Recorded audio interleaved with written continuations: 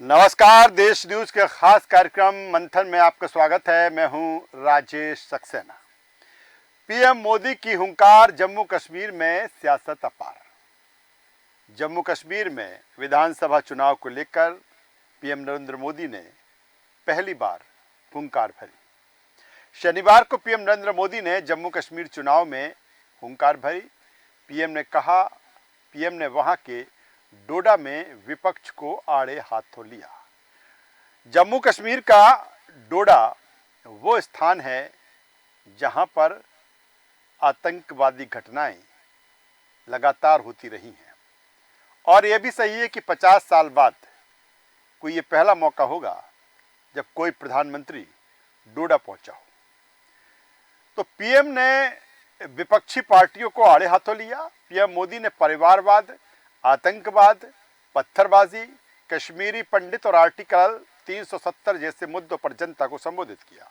उन्होंने कहा कि जम्मू कश्मीर को कांग्रेस, नेशनल कॉन्फ्रेंस और पीडीपी खानदान ने बर्बाद कर दिया। इन तीन खानदानों ने मिलकर आपके साथ जो किया वो किसी पाप से कम नहीं है। उन्होंने कहा कि तीनों खानदान जम्मू कश्मीर को दशकों तक बर्बादी देने के जिम्मेदार हैं और हम आप मिलकर एक सुरक्षित कश्मीर का निर्माण करेंगे, ये मोदी की गारंटी है। इस रैली के जरिए मोदी ने चिनाब घाटी के 3 जिलों डोडा, किश्तवाड़ और रामबन की 8 विधानसभा सीटों को साधा। 18 सितंबर को चुनाव के पहले फेज में कुल 24 सीटों पर वोटिंग होगी। पीएम मोदी ने परिवारवाद को लेकर कहा, जम्मू कश्मीर का विधानसभा चुनाव 3 खानदानों और जम्मू कश्मीर के नौजवानों के बीच है। एक तरफ 3 खानदान, दूसरी तरफ सपने लेकर निकल पड़े नौजवान हैं। एक खानदान कांग्रेस का है, एक खानदान नेशनल कॉन्फ्रेंस का और एक खानदान पीडीपी का है। इन 3 खानदानों ने मिलकर आपके साथ जो किया वो किसी पाप से कम नहीं है। आज इसी से जुड़े मसले पर बातचीत होगी, चर्चा होगी, डिबेट होगी। चर्चा शुरू करें उससे पहले मेहमानों से आपका परिचय करा देता हूं, तारुफ करा देता हूं, फिर चर्चा को हम आगे बढ़ाएंगे। 4 खास मेहमान इस चर्चा में हमारे साथ जुड़ रहे हैं। हमारे साथ में हैं वरिष्ठ पत्रकार डॉक्टर आलोक सूती जी। स्वागत करूंगा डॉक्टर आलोक जी आपका। राजनीतिक विश्लेषक मोहित अग्रवाल जी हैं। मोहित जी, आपको स्वागत करता हूं। इरशादुल्लाह, प्रवक्ता कांग्रेस, इरशाद जी आपका स्वागत है। और मुझे लगता है कि बेहतर तरीके से भाजपा के जो प्रवक्ता हैं पवन शुक्ला जी, क्योंकि अभी उनका मूवमेंट ज़्यादा हो रहा है स्क्रीन पर, मैं चाहूँगा कि वो स्टेबल हो जाएं और फिर बेहतर तरीके से वो हमें देखेंगे, दर्शकों को देखेंगे और बेहतर तरीके से उनकी बात जनता तक, दर्शकों तक पहुंचेगी। शुरुआत कांग्रेस प्रवक्ता इरशादुल्लाह साहब आपसे करता हूं। जिस तरह से, पवन जी स्वागत है आपका। तो जिस तरह से इरशादुल्लाह जी आज पीएम नरेंद्र मोदी ने चुनाव में हुंकार भर दी है और सीधे तौर पर उन्होंने परिवारवाद पर, चाहे कांग्रेस हो, चाहे नेशनल कॉन्फ्रेंस हो या फिर पीडीपी, कहा है कि परिवारवाद ने जम्मू कश्मीर को बर्बाद करके रख दिया। इनके चलते आतंकवाद, इनके चलते कश्मीरी पंडितों पर हमला, इनके चलते तमाम सारी अव्यवस्था वहां पर हुई। क्या कहेंगे कि परिवारवाद ही जम्मू कश्मीर की मूल जड़ है, इसके चलते वहां पर ये चीजें नहीं हो पाई, लगातार आतंकवाद पनपता रहा। ये भाजपा के लोग जो है, ये इनकी करनी और कथनी में कोई फर्क नहीं है। वजह ये है कि इन्होंने ही महबूबा मुफ्ती से सरकार बनवाई जम्मू कश्मीर में। उसके बाद फारूक अब्दुल्ला से केंद्र में वो आपके अटल बिहारी वाजपेयी के समय उन्होंने समर्थन दिया और सरकार चलाई। ये झूठे थे, झूठे हैं, झूठे रहेंगे, क्योंकि इनके पास देश के अंदर कुछ करने को तो है नहीं है। ये सिर्फ और सिर्फ जो देश के अंदर फर्जी तरीके से जो है पूरी जात और धर्म और परिवार और ये सब पे आरोप लगाते हैं। असल में ये सारे आरोप ये अपने खुद गिलेबान पे जाके देखे तो इनको ये एहसास होगा कि किसके लिए बोल रहे हैं, क्योंकि इनके पास जो है पूरे देश के अंदर नफरत फैलाने के लिए और इसके अलावा कुछ नहीं है। पूरे देश के अंदर आप देख रहे हैं किस तरीके से नफरत फैलाई जा रही है। और भाजपा कश्मीर से लेके या हरियाणा में जहां पे भी चुनाव हो रहे हैं, भाजपा पूरी बुरी तरीके से पराजित होगी, क्योंकि इनके पास बेरोजगारी, शिक्षा, लेकिन चिकित्सा, लेकिन महंगाई, इरशादुल्लाह साहब और भुखमरी, इस पर बात नहीं करेंगे। इरशादुल्लाह साहब, इनके पास इस पर बात नहीं करेंगे। वजह ये है कि इन्होंने इस पर कोई काम नहीं किया। इन्होंने जो काम किया है वो सिर्फ और सिर्फ नफरत, नफरत और नफरत पर काम किया है। आप बल इस बात पर, पीएम नरेंद्र मोदी की बातों पर बल इस बात को लेकर मिलता है कि आप ही की सरकार में गृह मंत्री रहे सुशील शिंदे जिस तरह से कहते हैं कि लाल चौक पर जाने से डर लगता था, लेकिन वो कह रहे हैं ना कि हमने तस्वीर बदल दी है इन 10 सालों में, और वो ऐसे स्थान पर पहुंचे डोडा जहां से आप संबोधित कर रहे थे कि सबसे ज्यादा आतंकवादी घटना वहां पर है। हमारे देश के सैनिक मारे जा रहे हैं जी। धारा 370 हटने के बाद भी कश्मीर के अंदर बेरोजगारी चरम सीमा पे पहुंच गई है, महंगाई चरम सीमा पे पहुंच गई है, और तमाम ऐसे बड़े मुद्दे हैं कि वहां पे दम चरम सीमा पे पहुंच गई है। और कश्मीर में वो बुरे हाल है कि आए दिन हमारे सैनिक आए दिन मारे जा रहे हैं, आए दिन वहां पे इनकाउंटर हो रहे हैं, आए दिन जो आतंकवादी घटनाएं हो रही है। ये लेकिन आपके पूर्व गृह मंत्री तो तारीफ कर रहे हैं। आप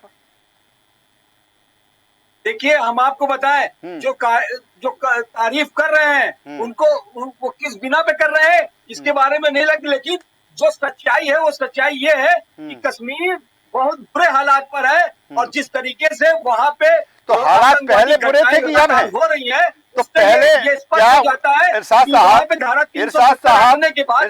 साहब आप कह रहे हैं कि बदतर है, आप कह रहे हैं हालात, तो ये पहले बदतर थे कि अब है? अब तो वो कह रहे हैं कि 10 सालों में बदल गया है।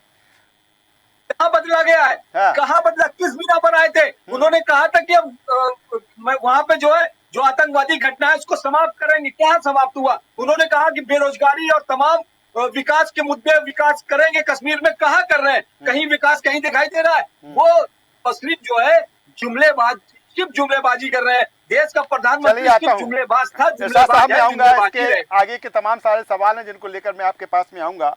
लगे हाथ पवन शुक्ला जी हमारे साथ में है, भाजपा का ही वर्चन लेते चलते हैं। फिर इसके बाद 2 खास मेहमान, वरिष्ठ पत्रकार, राजनीतिक विश्लेषक डॉक्टर आलोक और मोहित अग्रवाल जी, उनके पास में आऊंगा। पवन शुक्ला साहब वो कह रहे हैं कि बिल्कुल कुछ बदला ही नहीं है, और पहले कह रहे हैं कि जब चाहे वो नेशनल कॉन्फ्रेंस की सरकार हो या फिर पीडीपी की सरकार हो, वहां तो अमन चैन था।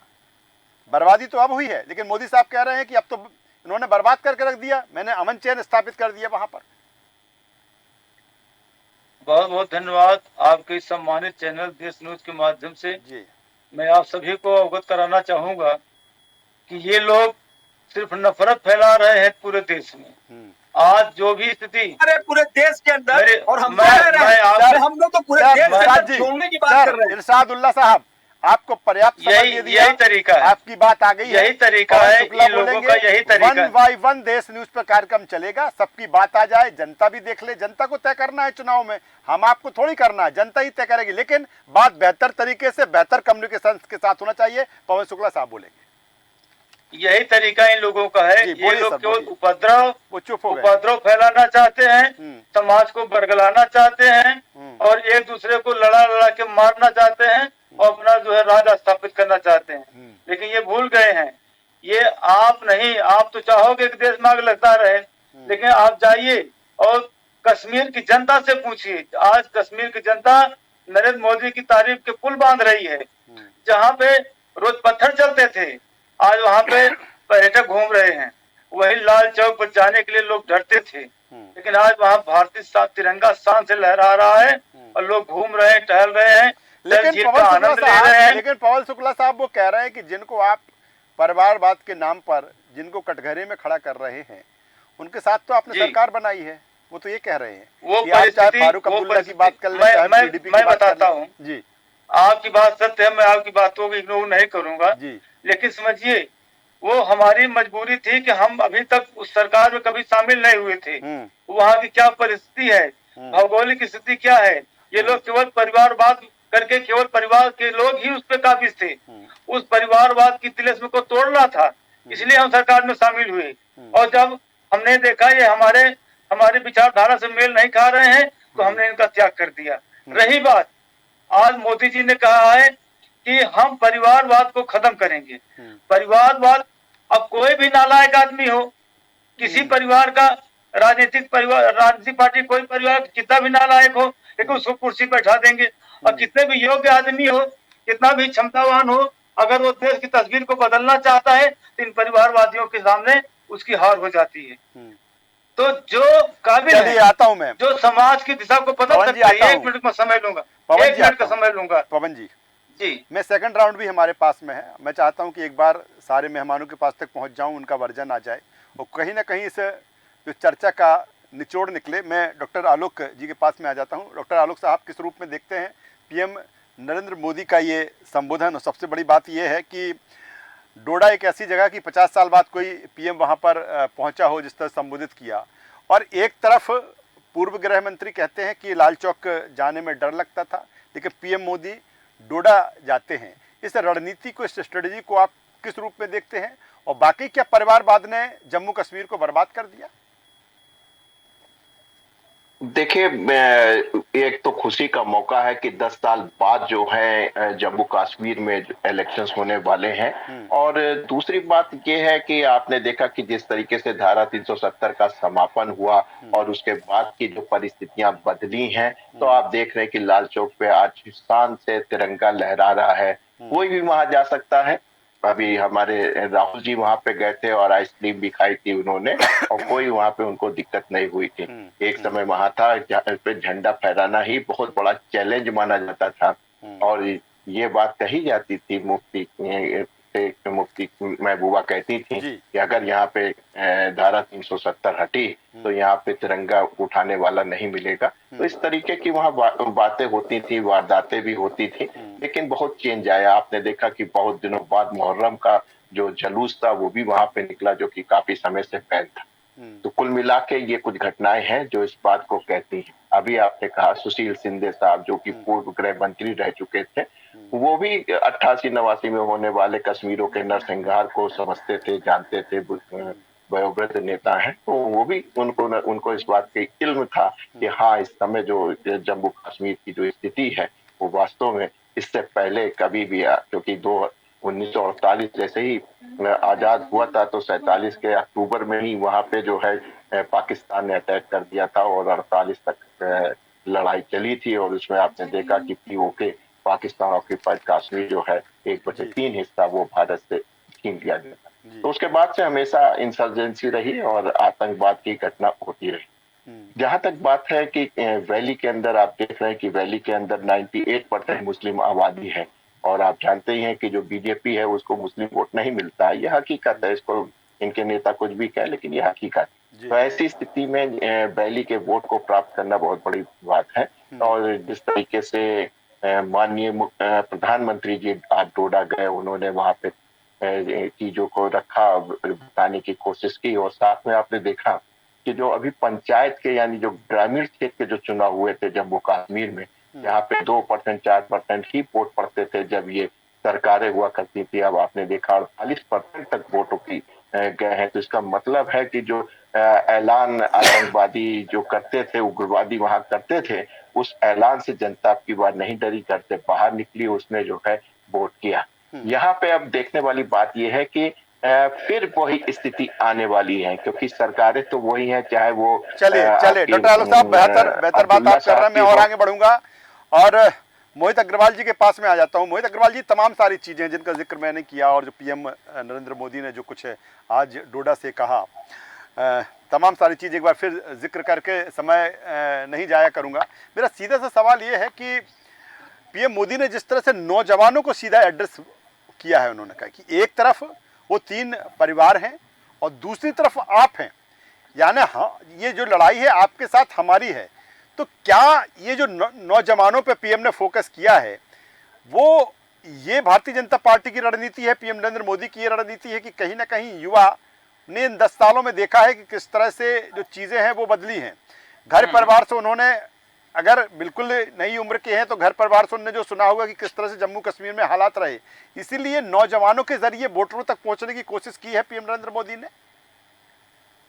जी, आपने बिल्कुल सही कहा कि नौजवानों के माध्यम से ही अब सत्ता की चाबी आने वाले समय में किसी भी पार्टी को मिल सकती है। जी। अगर आप देखेंगे कि 10 सालों के अंदर पिछले बहुत से हालात बदल चुके हैं। अगर हम एक उदाहरण के माध्यम से भी समझने की कोशिश करें कि अगर कोई 10 साल का बच्चा भी है तो आज वो 20 साल का हो गया होगा, तो जिसने पत्थर नहीं उठाया, अगर आज उसके हाथ में पत्थर दे दिया जाएगा तो वो नहीं चाहेगा कि ऐसे समय के अंदर जब आज लैपटॉप और मोबाइल और एआई की दुनिया के अंदर, अभी हम सभी ने देखा कि इसरो ने जिस तरीके से चांद पर अपना यान भेजा, लेकिन वहीं पर पाकिस्तान के वीडियोस आ रहे थे जिसमें कि वो छाती पीट रहे थे कि वहां के युवाओं को क्या मिला, वहां की सरकारों ने युवाओं को रोजगार के नाम पर, अच्छी शिक्षा के नाम पर क्या दिया। सारा चूंकि आज के समय में आप एक क्लिक से पूरी दुनिया के अंदर देख सकते हैं कि क्या चल रहा है। इसीलिए भारतीय जनता पार्टी हो सकता है आने वाले समय के अंदर रोजगार युवाओं के ऊपर बहुत ज्यादा जोर दे रही है। और उन्होंने जो अपने संकल्प पत्र में भी कहा कि युवाओं को पढ़ने के लिए अगर कहीं जाना पड़े तो ट्रेवलिंग अलाउंस है। और उन्होंने सबसे ज्यादा योजना जो महिलाओं के लिए 18,000 रुपए प्रति वर्ष की, और उन्होंने अग्रवाल साहब, मोहन अग्रवाल साहब, पीएम ने यह भी कह दिया कि आप अंतर देखिए हम में और विपक्ष में। उन्होंने कहा कि खड़गे साहब कहते हैं कि 20 सीटें और आ जाती तो सारे नेता जेल के अंदर होते, लेकिन हम कह रहे हैं कि हम आते हैं तो फिर हम आपका विकास और डेवलपमेंट करेंगे। तो कहीं ना कहीं जो पॉजिटिव अप्रोच बनाया है, इसके जरिए जनता तक पहुंचने की कोशिश है उनकी। देखिए, होता क्या है कि सबसे बड़ी बात यह है कि हर कोई सत्ता पे काबिज होना चाहता है और वो ये चाहता है कि जो वो अपनी जनता को दिखाए केवल वो जनता वही देखे। अब ऐसा नहीं हो सकता क्योंकि इस समय जनता के हाथ में मोबाइल है, लैपटॉप है, टैबलेट है, हर कोई कहीं भी पूरी दुनिया में क्या चल रहा है वो देख सकता है। अभी राहुल गांधी जी ने कह दिया कि हम 370 वापस ले आएंगे। उसका एक परिप्रेक्ष्य उन्हें यह भी बताना है कि अगर 370 वापस आ जाती है तो आपका आरक्षण भी छिन जाएगा, लेकिन उसके बारे में कोई बात ही नहीं। चलिए, बेहतर बात मोहित अग्रवाल जी, आप कह रहे हैं जब सेकंड राउंड में आऊंगा तो इस चर्चा को भी आगे हम बढ़ाऊंगा, क्योंकि 370 जिस तरह से वापसी की बात की जा रही है कि 370 आती है सरकार नेशनल कॉन्फ्रेंस की या पीडीपी की, तो 370 की फिर बहाली होगी। साथ में डॉक्टर आलोक जी हैं, मोहित अग्रवाल, इरशादुल्लाह साहब और पवन शुक्ला जी हैं। चारों मेहमानों को एक बार फिर स्वागत करूंगा और सीधे मैं आता हूं इरशादुल्लाह साहब आपके पास में। दो चीजें हैं, परिवारवाद को लेकर जिस से कहा, दूसरी तरफ उन्होंने कहा कि अगर आप सत्ता में आ जाते हैं तो 370 की आप बहाली करेंगे। 370 की बहाली का मतलब है पहाड़ी समाज का आरक्षण बंद हो जाएगा, वोट देने का अधिकार बंद हो जाएगा। जैसे तैसे इतने दिनों में 370 को वहां पर जिस तरह हटाया, आप बहाली की बात कर रही है, तो क्या आपकी पार्टी यानी कि कांग्रेस और नेशनल कॉन्फ्रेंस 370 को वापस लाएगी? देखिए, ये तो तय मैं नहीं करूंगा, लेकिन 370 पे क्या है, हमारे बड़े नेता उस पर बोलेंगे। लेकिन हम ये कहना चाहते हैं कि जो कश्मीर के अंदर जो समस्याएं हैं वो वहाँ पे बेरोजगारी की बहुत बड़ी समस्या है। वहाँ पे नौजवान की तो बात होती है, लेकिन नौजवान के लिए कोई काम वहाँ पे नहीं होता। भाजपा ने लोगों को थाली बजवाई है। सवाल तो इसी बात का है, आप इसी बिल्कुल सही बात कह रहे हैं, साहब बिल्कुल सही बात कह रहे हैं कि अगर देखा जाए चाहे नेशनल कॉन्फ्रेंस हो चाहे कांग्रेस हो, वो बात 370 की कर रहे हैं कि हम बहाली लाएंगे, वो तमाम सारी चीजें कर रहे हैं। आपको जो पॉइंटेड बातें करना चाहिए कि नहीं हम युवाओं को रोजगार देंगे, किस तरह से हम विकास करेंगे वहां पर, इसकी चर्चा आपकी तरफ से नहीं होती वहां। देखिए, हम वहाँ पे तो मुद्दे की बात कर रहे हैं, हम तो वहाँ पे उतरे ही हैं कि वहाँ पे विकास और लोगों को रोजगार और तमाम जो समस्याएं वहाँ पे, उसके लिए तो हम उतरे हैं। आप सरकार बना रहे हैं इरशादुल्लाह साहब, आप सरकार बना रहे हैं इस चुनाव में? मैं वहाँ जीत रहा हूँ, सरकार बना रहा हूँ। तो सीएम कौन? फारूक अब्दुल्ला परिवार से ही उमर अब्दुल्ला ही बनेंगे? ये हमारे बड़े नेता तय करेंगे कौन वहाँ का मुख्यमंत्री होगा। अभी हम नहीं, लेकिन अभी तक सवाल तो इसी बात को उठा दिया उन्होंने। इरशादुल्लाह साहब, पीएम मोदी इसी बात का सवाल उठा रहे हैं कि अगर ये आते हैं तो इनके परिवार से ही बनता है, अगर पीडीपी आती है तो उन्हीं के परिवार से बनता है। भाई, पार्टी अकेली कोई ऐसा थोड़ी है कि दो लोगों की, सिंगल लोगों की पार्टी हो। लीडर नहीं है जी, हमारे पास भी लीडर है, हमारे भी मुख्यमंत्री बन सकते हैं, लेकिन ये तय हमारे हाईकमान करेंगे, वो बैठ के तय करेंगे। अभी विश्वास नहीं है कि सरकार बनेगी आपकी? मैं पूरा विश्वास है मेरी कश्मीर में, तो फिर मेजॉरिटी से सरकार बनेगी। अब्दुल्ला परिवार से ही सीएम होगा? ये देखिए, कांग्रेस के पास लीडर नहीं है, ये तो हमारे ऊपर जो हाईकमान है, जो वो बैठ के दोनों पार्टी के बड़े लीडरान है वो बैठ के तय करेंगे कि इसको मुख्यमंत्री बनाया जाएगा। अभी तो चुनाव है, अभी चुनाव की तैयारी है, हम लोग चुनाव की तैयारी कर रहे हैं और चुनाव में मजबूती से चुनाव लड़ रहे हैं और चुनाव जीतेंगे, वहाँ सरकार बनाएंगे।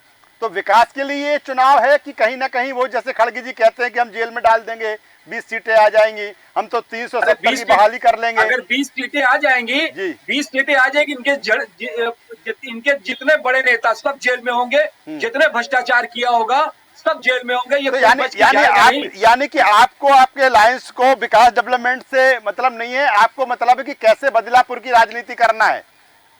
अरे बदले की तो नरेंद्र मोदी करते हैं, प्रधानमंत्री नरेंद्र मोदी जी करते हैं, भारतीय जनता पार्टी के लोग करते हैं। चलिए साहब, मैं छोटे छोटे करना चाहूंगा। ठीक है सर, आपकी बात आ गई, आपकी बात आ गई है। पवन शुक्ला साहब आप जवाब दे दें। पवन शुक्ला साहब वो कहते हैं, वो कह रहे हैं, वो तो कह रहे हैं, ये भी रिपीट कर रहे हैं खड़गे जी की बात, खड़गे जी की बात इरशादुल्लाह में साहब भी कह रहे हैं कि जेल के अंदर डालेंगे। पवन शुक्ला सर,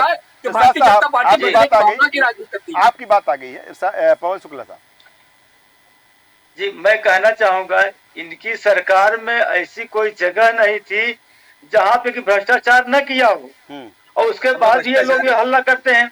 और भ्रष्टाचारी नंबर 1 है ये लोग। रही बात, में भ्रष्टाचारी बात नहीं कहूँ, मैं सिर्फ कश्मीर की बात करूँ। ये डिबेट चल रही है कि आप समझिए कि भारतीय जनता पार्टी की सरकार आने पर सारे रोजगार की व्यवस्था, और वैसे भी सरकार कर रही है। आज देखिए सारे रोजगार, युवाओं को रोजगार मिल रहा है। देने की बात की। अरे भाई शांत रहो आप लोग। केवल कश्मीर में तुम लोग केवल आतंकवाद फैलाने की बात करते हो, केवल दंगा फैलाने की बात करते हो, पत्थर चलाने की बात करते हो। भाजपा आरएसएस का काम है। मैं आपके बीच में नहीं बोला हूँ। आप बिल्कुल शांत रहिए, मैं आपसे मैं बात कर रहा हूँ, आप मुझको अपनी बात पूरी करने दीजिए। मैं आपकी बात में बहुत तसल्ली का और शालीनता के साथ सुना। मैं उम्मीद करूंगा आप भी बहुत 30 सेकंड और है आपके पास में पवन शुक्ला जी। आज आप जाइए कश्मीर में, रोजगार डल झील में जाइए, कितने लोगों को रोजगार मिला है। जो लोग पत्थर फेंकते थे आज उनको रोजगार मिला है। स्वरोजगार के माध्यम से वो भी पैसा कमा रहे हैं, टूरिस्ट के माध्यम से पैसा कमा रहे हैं, रोजगार दिया जा रहा है। जो लोग आरक्षण से वंचित थे, मैं फिर दोहराना चाहूंगा। ठीक है सर, ठीक है सर, ठीक है सर, ठीक है। 2 से 3 मिनट का वक्त और हमारे पास में। डॉक्टर आलोक जी के पास में, डॉक्टर आलोक जी लोगों को आरक्षण का लाभ मिल रहा है और ये कांग्रेस पार्टी आरक्षण को समाप्त करना चाहती है। ठीक है, लेकिन Bharatiya Janata party full majority में वहाँ सरकार बन रही है और बहुत ही तेजी से जम्मू कश्मीर का विकास होगा। बात आ गई हमारे साथ में, उनसे भी देख लेता है, उनके चश्मे से, उनकी नजर से इस पूरी डिबेट को। डॉक्टर आलोक जी, कि जिस तरह से अब चूंकि जो चीज़ें हुई हैं जम्मू कश्मीर में, जो चीज़ें बदली हैं, क्योंकि ये भी बात आई, आपने भी कहा कि वहाँ पर देखा सभी ने कि राहुल गांधी जाते कैसे रात को घूम रहे हैं, होटल में खाना खा रहे हैं, आइसक्रीम खा रहे हैं। कहीं ना कहीं एक मैसेज ये तो कन्वे करता है कि नहीं, एक जम्मू कश्मीर में जो चीज़ें बदली हैं। ये भी कहा पीएम ने, रोजगार की जब बात आती है, फिल्म निर्माण की भी बात आई कि कभी शूटिंग से वहाँ पर हुआ करती थी, लेकिन आतंकवाद के चलते वहाँ पर सारी चीज़ें बन गई। इकोनॉमी पर भी इसका इफेक्ट पड़ा। मेरा सीधा सवाल है कि क्या जिस तरह से 10 महीने में चेंज आया है, उसका फर्क इस चुनाव में देखने को मिलेगा? आप ठीक है किसकी सरकार बनती है अलग बात है, लेकिन इसका चेंज वहां पर देखने को मिल सकता है इस चुनाव में? देखिए, बहुत ज्यादा चेंज तो देखने को नहीं मिलेगा, क्योंकि आप देख रहे हैं कि जो विकास हुआ है, सबसे बड़ा रेलवे का पुल आपने देखा, आईआईएम को देखा आपने, एम्स देखा आपने, एनआईटीज देखी, वहां पे आपने देखा कि 1,80,00,000 पर्यटक भी गए जिन्होंने डल झील रहा। अमरनाथ यात्रा आपने देखी कितनी सफलतापूर्वक हुई। लेकिन जो माइंडसेट है वहाँ के लोगों का, वहाँ की चीजों का, वो थोड़ा सा बदला हुआ। हालांकि बहुत बिल्कुल सही कह रहे हैं कि जो युवाएं हैं उसमें उनको एक अलग दिख रहा है। 35 एक खत्म होने के बाद वहाँ पे लोगों को जमीन खरीदने का अधिकार मिला। आपने देखा कि दुबई से और यूएई से एक बड़े इन्वेस्टमेंट आए हैं, वहाँ पे होटल्स इंडस्ट्री पे काफी हो रहा है, सेफ पे काफी काम चल रहा है, और कुछ फूड प्रोडक्शन प्रोसेसिंग यूनिट्स भी लग रही हैं जिससे युवाओं को काम मिलेगा। लेकिन हमें लगता है कि पिछले 10 महीने से या 1 साल की एनालिसिस करने से बहुत ही बदल जाएगा, ऐसा नहीं होता है। क्योंकि जो भी सोशल डेवलपमेंट्स होते हैं वो टाइम कंज्यूमिंग होते हैं और इरिवर्सिबल होते हैं। मैं हमेशा यही कहता हूँ कि जो सोशल है, कि जो 10 साल में आपने कोई एक सिस्टम तैयार हुआ सोशली या पॉलिटिकली, उसको आप रातों रात नहीं बदल सकते हैं। इकोनॉमिक में भी ऐसे ही है, जब इंफ्रास्ट्रक्चर पे बेहतर पॉइंट आपने उठाया है, मैं उसी लाइन को आगे बढ़ा देता हूँ कि माइंड सेट की बात है कि क्या वाकई, क्योंकि ये मुझे लगता है कि कहीं ना कहीं भारतीय जनता पार्टी के लिए टेस्ट है कि इन 10 सालों में जिस तरह से कहा जा रहा है कि इस तरह से हमने जम्मू कश्मीर को बदल दिया है, और अगर जम्मू कश्मीर बदला है तो क्या ये चीज़ें मन मस्तिष्क में, वहाँ के आवाम के मन मस्तिष्क में बदली हैं, कितनी बदली हैं, ये भी अहम होगा। और इसी सवाल के साथ मैं आपके पास में आता हूँ मोहित अग्रवाल जी, ये एक चुनौती होगी माइंड सेट बदलना। ठीक है, आपने तमाम सारी चीज़ें बदल दी हैं, आपने कहा है 370 आपने हटा दी वहाँ से तमाम सारी चीज़ें, लेकिन माइंड सेट कितना बदला, ये एक चैलेंज होगा भाजपा के सामने। ये बात बिल्कुल सही है, क्योंकि अभी जो बुजुर्ग हैं वहां पे अभी भी वो हैं ही। अगर यही चुनाव 15-20 साल बाद हो रहे होते तो जो बिल्कुल नई जनरेशन थी उन्हें पता ही नहीं होता कि पहले कश्मीर में क्या था। लेकिन अभी उन्होंने वो सारी चीजें देख रखी हैं, वो गाइडेंस तो उन्हें बैकएंड से मिल ही रही है ना। अगर वो गाइडेंस को रोका जाए इस तरीके से, उसमें चाहे कांग्रेस हो चाहे बीजेपी हो, अगर एक विजन लेके विकास के लिए एक अच्छे समाज के लिए आगे बढ़ेंगे तो निश्चित ही माइंड सेट को भी बदलने में बहुत ज्यादा समय नहीं लगेगा। लेकिन ये बात बिल्कुल सही है कि माइंड सेट आज भी वो वैसा ही है, क्योंकि जिसके हाथ में पहले जो सुविधाएं थी आज वो छिन गई, चाहे वो किसी परिवार के हाथ में थी, चाहे वो किसी भी नेता के हाथ में थी, लोकल नेता के हाथ में थी, आज उनसे तो वो छिनी हुई है। तो उसको वापस लाने के लिए आने वाले समाज को किस तरीके से धोखा देकर फिर उन्हें बलगरा सकते हैं, उन्हें मिसगाइड कर सकते हैं, ये देखना होगा। चलिए, बिल्कुल बेहतर बात आप कर रहे हैं मोहित अग्रवाल जी। तो अब देखना होगा कि जम्मू कश्मीर में ऊंट किस करवट बैठता है। पीएम नरेंद्र मोदी ने वहां से हुंकार भर दी है और अब वहां की जो जंग है और तेज हो चली है। चारों मेहमानों, डॉक्टर आलोक जी आपका, मोहित अग्रवाल जी, उस्तादुल्लाह साहब और पवन शुक्ला साहब, चारों मेहमानों का बहुत धन्यवाद, शुक्रिया। तो पीएम मोदी की हुंकार, जम्मू कश्मीर में सियासत अपार, और पीएम ने एक के बाद एक विपक्ष पर कई हमले बोले, और कहीं ना कहीं सबसे बड़ा जो मुद्दा था वो परिवारवाद को लेकर था, और उन्होंने सीधे सीधे कहा कि परिवारवाद ने जम्मू कश्मीर को बर्बाद कर दिया। आज के मंथन में बस इतना ही। देश न्यूज़ पर खबरों का सिलसिला लगातार जारी है, आप बने रहिए हमारे साथ। नमस्कार।